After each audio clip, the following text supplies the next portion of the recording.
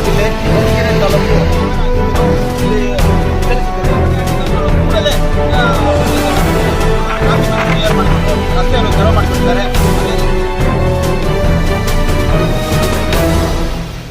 ಚಿಕ್ಕಮಗಳೂರು ಜಿಲ್ಲೆ ಮೂಡಿಗೆರೆ ತಾಲೂಕು ಚಾರ್ಮಾಡಿ ಘಾಟ್ ಅಂದರೆ ಪ್ರಸಿದ್ಧವಾದಂಥ ಚಾರ್ಮಾಡಿ ಘಾಟ್. ಇಲ್ಲಿ ಮಂಗಳೂರು ಮತ್ತು ವಿಳುಪುರಂ ರಸ್ತೆ ಆಗಿರುತ್ತದೆ. ಇಲ್ಲಿ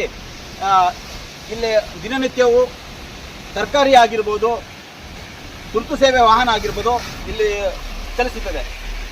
ದಿನನಿತ್ಯವೂ ಸಂಚರಿಸೋದ್ರಿಂದ ಇಲ್ಲಿ ನೀವು ಇಲ್ಲಿ ನೋಡ್ತಾ ಇದ್ದೀರಿ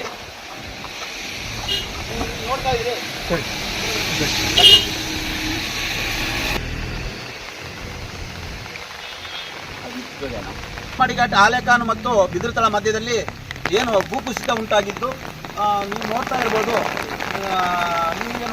ನೋಡಿ ಇಲ್ಲಿ ಕುಸಿತ ಕಾಣ್ತಾ ಇದೆ, ಏನು ಜರಿತಾ ಇದೆ. ಈಗ ಇದು ಜೇಡಿ ಮಣ್ಣಾಗಿರೋದ್ರಿಂದ ಈ ಸಂಬಂಧಪಟ್ಟ ಅಧಿಕಾರಿಗಳು ಕೂಡಲೇ ಆಗಮಿಸಬೇಕಂತೇಳಿ ಸ್ಥಳೀಯರು ಕೇಳ್ಕೊಳ್ತಿದ್ದಾರೆ. ಅದೇ ರೀತಿ ಇಲ್ಲಿ ಸ್ಥಳೀಯರು ಏನು ಹೇಳ್ತಿದ್ದಾರೆ ಅಂದರೆ, ಈ ದಿನನಿತ್ಯದ ವಾಹನ ಹೋಗೋದಾಗಲಿ ಮತ್ತು ಧರ್ಮಸ್ಥಳ ಪ್ರಸಿದ್ಧವಾದಂಥ ದೇವಸ್ಥಾನ ಧರ್ಮಸ್ಥಳಕ್ಕೆ ಹೋಗುವುದಾಗಲಿ, ಸುಬ್ರಹ್ಮಣ್ಯಕ್ಕೆ ಹೋಗುವ ದಾರಿ ಮತ್ತು ಮಂಗಳೂರಿಗೆ ದಿನನಿತ್ಯ ತುರ್ತು ಸೇವೆ ವಾಹನ ಹೋಗೋದಕ್ಕೆ ಅವಕಾಶ ಮಾಡಿಕೊಡ್ಬೇಕು. ಸಂಬಂಧಪಟ್ಟ ಅಧಿಕಾರಿಗಳು ಕೂಡಲೇ ಬಂದು ಇದನ್ನು ಸರಿ ಮಾಡಿಕೊಡ್ಬೇಕು ಅಂತ ಕೇಳ್ಕೊಳ್ತಿದ್ದಾರೆ. ಅದೇ ರೀತಿ ಇದು ಏನು PW ಅವರು ರಸ್ತೆ ಪ್ರಾಧಿಕಾರಿಗಳ ನಿರ್ಲಕ್ಷ್ಯ ಅಂತಲೇ ಹೇಳ್ಬೋದು. ಇಲ್ಲಿ ಏನು ನೋಡ್ತಾ ಇದ್ರಿ, ಕೆಳಗೆ ಏನು ಮತ್ತು ಸಹ ನೀರುಗಳನ್ನು ನಿಂತು ಚೆಲ್ತಾ ಹೋಗ್ತಾ ಇದೆ. ಇದು ಸಂಬಂಧಪಟ್ಟ ಅಧಿಕಾರಿಗಳು ಕೂಡಲೇ ಆಗಮಿಸಬೇಕಂತ ಕೇಳ್ಕೊತೀನಿ. ಆರಕ್ಷಕ ವಾಹಿನಿ ಆರಿಫ್ ಬಣಕಲ್, ಕ್ಯಾಮರಾಮ್ಯಾನ್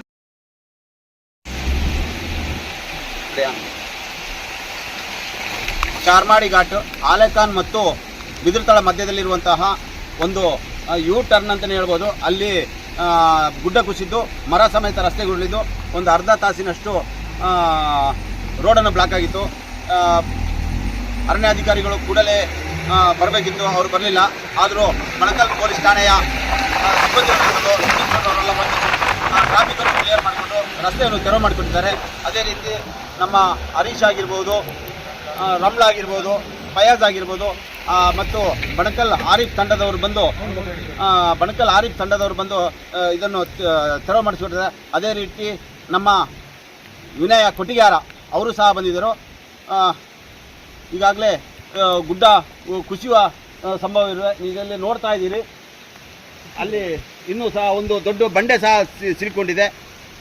ಸಂಬಂಧಪಟ್ಟ ಪ್ರಾಧಿಕಾರಿಗಳು ಕೂಡಲೇ ಆಗಮಿಸಿ ಈ ರಸ್ತೆಗೆ ಚರಂಡಿನ ವ್ಯವಸ್ಥೆಯನ್ನು ಮಾಡಿಕೊಡ್ಬೇಕಂತ ಕೇಳ್ಕೊಳ್ತಿದ್ದೀನಿ. ಆರಕ್ಷಕ ವಾಹಿನಿ ಕ್ಯಾಮರಾಮ್ಯಾನ್ ವಿನಯ್ ಕೊಟ್ಟಿಗಾರ.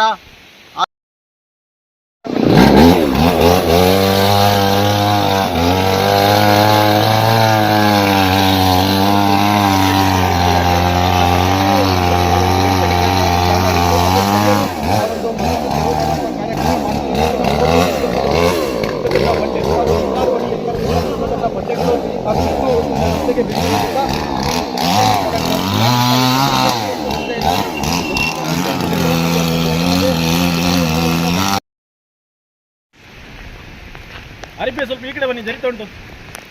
ರಸ್ತೆ ಪ್ರಾಧಿಕಾರಿಗಳು ಕೂಡಲೇ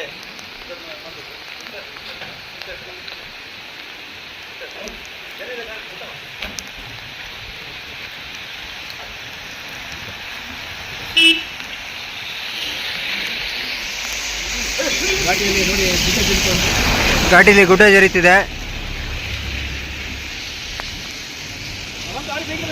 ಬನ್ನಿ ಈ ಕಡೆ ಬನ್ನಿ.